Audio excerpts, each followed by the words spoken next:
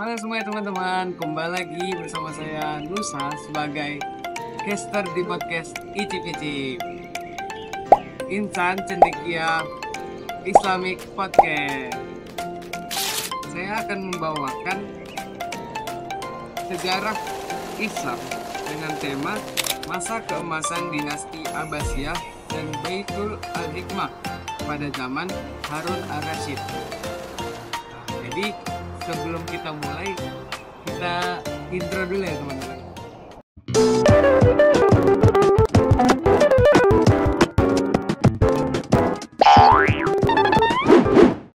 Nah, balik lagi nih teman-teman.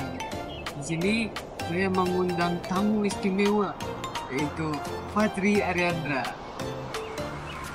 Jadi sebagai salah satu orang yang telah pelajari dan meneliti sejarah Harun Ar-Rasyid, dari dia masa keemasannya sampai masa kematiannya atau wafatnya nih teman-teman. Saya ini penasaran, apa yang membuat era Harun Ar-Rasyid disebut sebagai masa keemasan dinasti Abbasiyah? Apakah karena kekayaan atau ada faktor yang lain? Oh, jadi gini, Pak.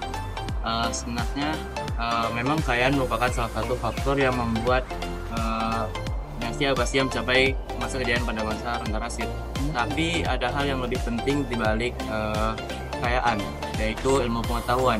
Harun Ar-Rasyid ini adalah salah satu pemimpin yang sangat mengutamakan ilmu pengetahuan dibandingkan dengan hal-hal lain. Oleh sebab itulah dinasti Abbasiyah menjadi peradaban yang lebih maju daripada bangsa-bangsa lain yang memiliki ilmu yang lebih tinggi, bahkan teknologi yang lebih canggih.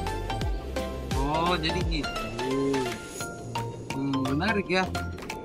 Itu semacam universitas modern pertama ya, yang luar biasa sekali. Berarti Harun Ar-Rasyid ini tidak hanya memikirkan urusan politik, tapi juga perkembangan intelektual masyarakatnya juga ya. Ya, tentu sekali bisa nih, Pak. Karena Harun Ar-Rasyid ini bahkan saking konsistennya dengan ilmu, dia sampai membangun suatu bangunan khusus yang berbentuk perpustakaan, namun tidak hanya digunakan sebagai perpustakaan, bangunan itu bahkan digunakan sebagai tempat pelajaran, tempat penerjemahan, dan lain-lain. Oleh sebab itulah Abbasiyah melahirkan buku-buku ataupun ilmuwan-ilmuwan yang mempelajari buku-buku Yunani yang telah diterjemahkan pada masa itu. Terus gimana kalau kepribadian Harun Ar-Rasyid? Jadi saya ini penasaran. Saya pernah dengar cerita bahwa Harun Ar-Rasyid ini juga menyamar untuk melihat kondisi rakyatnya secara langsung, kayak ninja-ninja gitu. Apa itu benar atau hanya cerita legenda semata? Jadi itu sebenarnya merupakan cerita asli dari Harun Ar-Rasyid. Dalam suatu kisahnya, dia itu menyamar menjadi rakyat biasa yang melihat langsung keadaan rakyat-rakyatnya. Ya, dengan cara itu dia jadi tahu rakyatnya, apa saja rakyatnya, sehingga dia pun menjadi pemimpin yang tidak dengan sangat adil dan tahu di mana saja rakyat apa dia dibutuhkan dan lain-lain. Oh, jadi kayak pahlawan di balik layar gitu. Iya, Pak. Masya Allah banget sih, pemimpin yang turun langsung ke lapangan. Saya rasa ini sesuatu yang sangat jarang kita temukan di zaman sekarang. Lagi. Lalu bagaimana dengan sedekahnya? Saya dengar beliau sering memberikan sedekah secara diam-diam juga nih pada masyarakat nih. Tidak hanya beliau itu langsung turun ke lapangan buat melihat rakyatnya, beliau juga memberikan sedekah-sedekah kepada masyarakat yang membutuhkan. Tapi cara sedekahnya unik nih.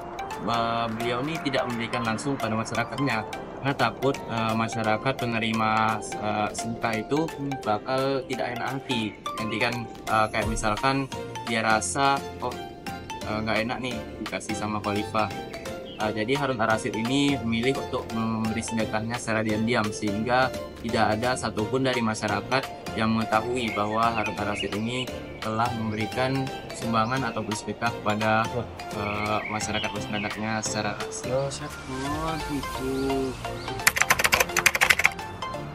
Nih, satu lagi nih yang menarik buat saya bahas pada pembahasan Harun Ar-Rasyid ini.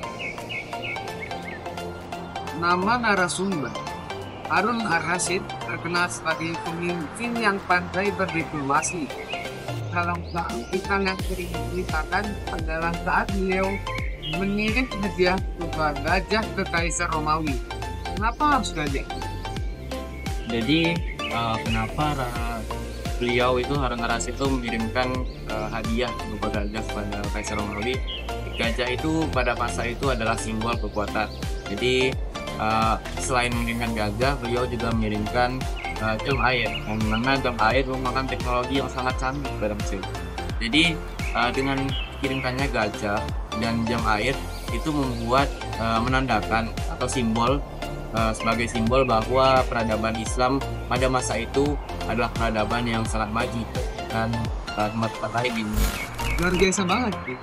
Jadi diplomasi beliau itu tidak hanya tentang politik, tapi juga memperkenalkan kehebatan peradaban Islam ke dunia luar.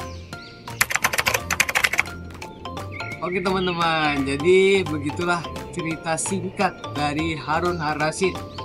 Kita sudah mendengar banyak kebaikannya, banyak keputarannya, banyak kekuatannya, dan lain-lainnya. Jadi di sini kita sudah mencapai di ujung acara. Dan saya sangat kagum dengan Harun Ar-Rasyid ini, Masya Allah banget. Dari pembicaraan ini saya jadi semakin kagum dengan Harun Ar-Rasyid. Beliau bukan hanya pemimpin yang cerdas dan bijaksana, tapi juga sosok yang peduli pada rakyat dan pengembangan ilmu pengetahuan. Kalau saya boleh simpulkan, Harun Ar-Rasyid ini adalah teladan bagi siapa saja yang ingin menjadi pemimpin yang membawa perubahan positif. Ya, selain Nabi Muhammad SAW, kan juga masih ada banyak kan di sahabat-sahabatnya yang berpengaruh dalam dunia Islam. Betul sekali Pak. Dari Harun Ar-Rasyid ini kita juga belajar betapa pentingnya keseimbangan dari dalam suatu negara, keseimbangan antara politik, intelektual maupun moral dalam kepemimpinan para pemimpin di masa ini maupun masa belum kita akhiri nih Pak. Aku tuh ada quotes nih, aku mau bacain quotes yang ditulis oleh Harun Ar-Rasyid. Apa tuh? Jadi kata Harun Ar-Rasyid, saya tidak bangga dengan keberhasilan yang tidak saya rencanakan, sebagaimana saya tidak akan menyesal atas kegagalan yang terjadi di ujung usaha yang sudah maksimal.